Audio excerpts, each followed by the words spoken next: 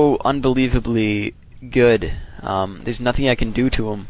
You know, like Dryads at least, you know, they slow down at half speed, but it lasts a full second. Yeah, it's more than the cooldown, it's not as long as it takes, like the slow. It doesn't wrap over till the next time the Dryad attacks, which means you cannot permaslow something with a Dryad, even if it's standing, you know, even if the Dryad's in range the entire time, you can't permaslow the thing. Anyway, so my Tree of Eternity is dying. That pretty much blows. I got a mana burn the MK before he can bolt me, which luckily I do manage to do. Cast Forked Lightning. I'm still going to lose my Naga practically to the slow. I've got to turn my DH around. You know, I've got to just got to pretty much mass focus this freaking MK. Because there's nothing else I can do to him, but I can fork him, and he's going to go down if I'm going to try to knock him out. And indeed, with Frost Arrows, good game. Focuses Archmage. His Archmage again dies. So now I've suddenly, you know, knocked out his army with my two heroes.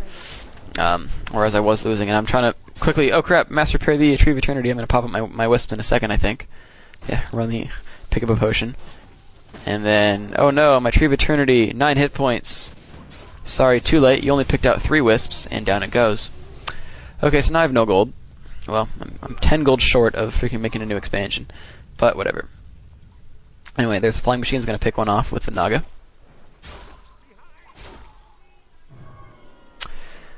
And so now I'm like, okay, well I can't even chase a Sork now because I've been slowed, which is unique to human only, pretty much. Well, okay, Raiders do the same thing.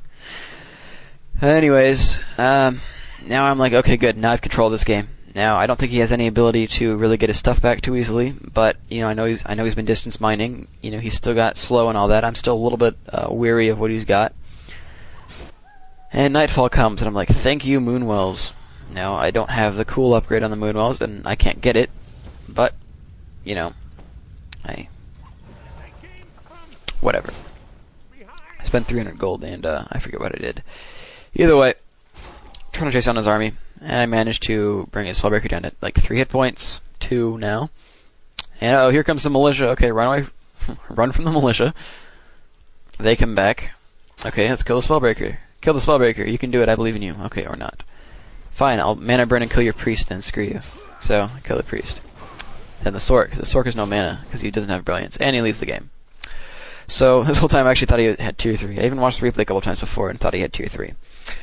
If he had tier 3, he would have had Knights and the Staff, probably would have won. Now, what to take from this game? Is actually, now maybe people call this, oh, this is the home run ball strat. I actually talked with Todd, and apparently it's the Todd strat. He did this when he was in Korea with 4K, you know, however many months ago. And home run ball took it from him.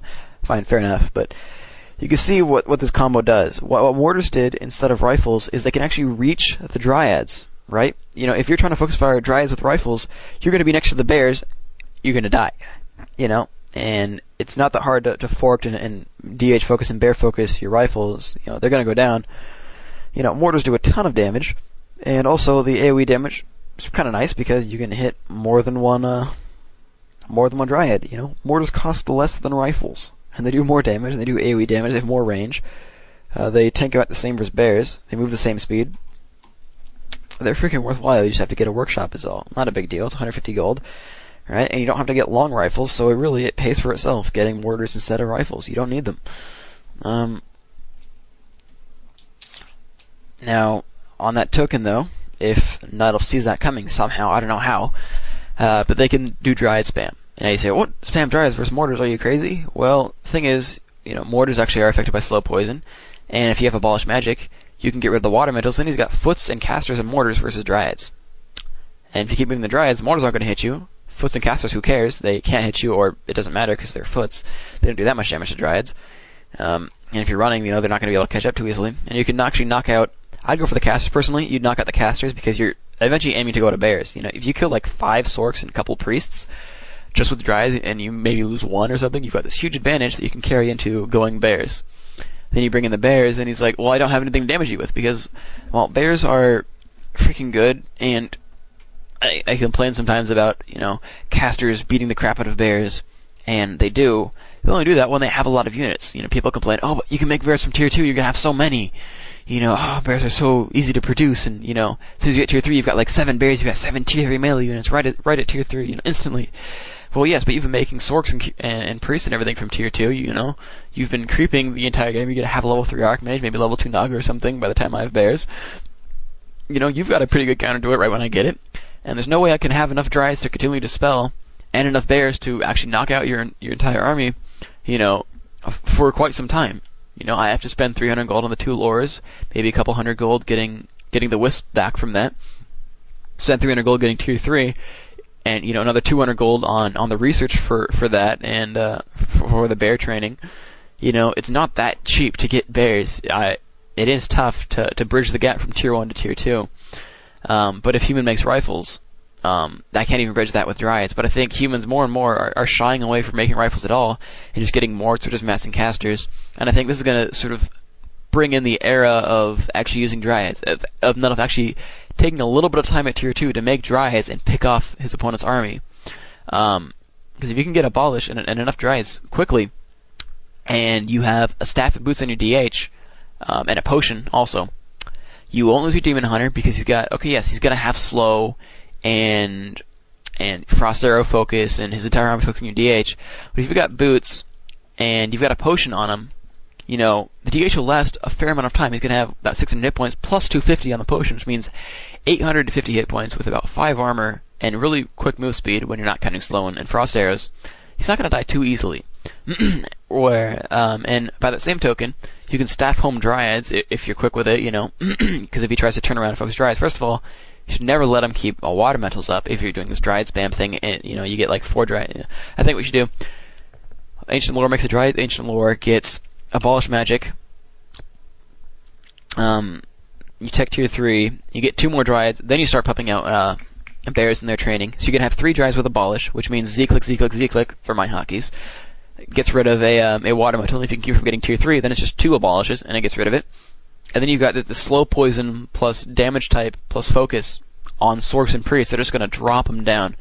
And if you want, you can go for his Naga or something. If he doesn't get a potion on a hero, you can go for a hero. And I think you should be able to have this pretty decent push at tier 2, Now, you don't want to fight him in his base. You definitely don't want to do that. Now, most humans are actually going to come after you at tier 2, which means you know where he is. He's in the middle of the map on Turtle Rock, let's say. You should be able to do really, really well at picking stuff off. You come from the side, You have a Wisp by the tavern. Assume you're cross. If you're close spawns, you're not going to win against human. I'm sorry. You can't win close spawn turtle against demon. It's almost impossible. But, you have a Wisp at, say, the tavern or something at tier 2. So that you know when he's going. Maybe you meet at tier 2, both getting your knock at the same time, something like that. Either way, what's going on is, what's going on is you're gonna, catch him out in the open, and you're gonna come after a caster or something. And now what you really, I think what you want to try to aim for is you go after that first unit, then start running towards his base and rally gank something. This happened in Czech vs Sky. I think it was on the Maelstrom game. I think that might have been game 1. What happened is Czech was getting dominated by this tier 2 hit, right? Like he could not fight Sky. Sky had a better army and he couldn't do anything to him. But what he ended up doing is he found a way to circle around Sky's army and he ganked like 2 rivals and a Sork. And then he got bears inside his base and then he surrounded him and crushed him. And, he won the game and then Sky tried to push again, but, Czech fought him off and, Sky left. But I think this sort of rally ganking is, I think, really important because it's going to be alone. It's not going to be able to run away because you have slow poison. Most players you face are not going to realize that in time, and it's going to get killed.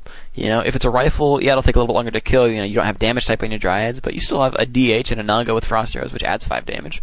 And slow poison, it's going to be 4 damage a second for each one. So you've got 3, it's another 12 damage a second on it. It's not too bad. As I said, it can't run away because it's slow poison and Frost Arrow. So you can just pick off a couple units, and chances are he's going to turn around and try to deal with you, right? He's going to sort of turn around suddenly, or he's going to come for your base, and okay, fine, he's got the army itself is probably 30 food. He's trying to kill some, like an AOW up front, because if you have a good base with you have an AOW up front, which means he has to run past the AOW. He's probably going to take some swipes. Meanwhile, you can just camp and, try to just camp sort of by the middle and try to gank stuff. And then when it really gets too much to handle, like when he's actually going to start killing stuff in your base, and you can't just hold it off with your ancients, which you probably can't anyway. But I mean, Then go run in or TP in, depending on really how far away you are from it. And then now you're gonna fight his Sork's back line, and really what you do by camping in this middle, and running around is you buy time till you're tier 3. You probably win. You won't really win fights, but you win small battles. Like he loses more than you. You just got to rejuve at the end, and like while maybe your army's comparable to his, if you're fighting inside your base, he's gonna spell steal your rejuve. If you're fighting in the middle and you pull stuff back, you can rejuve it from the safety of your base and then bring it back to fight. And you've got this sort of perma healing going on. Now each bear is only gonna get like 1 rejuve off. For each bear, like until you get master training. So, you're not going to be able to heal your entire army, 7-fold. But you are going to get some stuff. You're going to do pretty well. So I think that's something that people need to try out a little bit more. You just have to really watch your archers, make sure they don't get killed by foots. Now my stuff is actually invading into my roommate's area. They're my stuff's almost under his bed now. Holy crap! All right. Anyways, though. Yeah, I think you get a couple dryads in the middle there, and actually just you try to fight him. You pick some fights, you pick stuff off. I think it'll do pretty well. And get a staff. It's freaking important. Alright, I guess this is going to be the end of this commentary. Hope you guys enjoyed it. Maybe I'll do member audios for WCR or something like that, I don't know. But either way, I'll probably do some member audios. I think Pancake Abuse has offered to host stuff for me, so I think I'll be able to do that. And yeah, here we go. Hope I'll catch you guys later. For now, this is Phreak signing out. Leave me feedback. Tell me what I should improve. I know I'm probably rusty. I haven't been covering this stuff as well as I should have been. But I have been doing my trademark, talking about random crap for 5 minutes before and after. At least 5 minutes. Before and after the replay. I said before and after like 7 times, God. Alright, no, seriously, the end of this audio is now, so bye, and have fun. Late. Hey everybody, this is Wicked, and I just didn't think that I could let Phreak leave without saying a few things, so, here it goes. Phreak was undoubtedly one of the best audio commentary guys ever. You might object and say that, maybe Cecil or Cygnus or someone else had better audios. But with Phreak, it's not just that he made a few good audios and a bunch of bad ones, but every one of his too many to count audios was just good. So now that he's leaving, I just want to say, Phreak, you'll be missed. I'll miss your lame jokes. I'll miss your Warcraft rap. I'll miss your commentaries on the front page. And Phreak, it's unbelievable that such a juror could be so cool. Die in a fire, Phreak. Less than 3. Alright guys, time to wake up. This is Mr.Cygnus. Man, there's no way I'm gonna let Phreak get out of here without me busting his balls one last time. So anyways, I just came to thinking after a while, I was wondering how Phreak got so damn good at this game so fast. Well, I've done a little digging around. I happened to be, talking to a few folks I know, like, the Demon Hunter.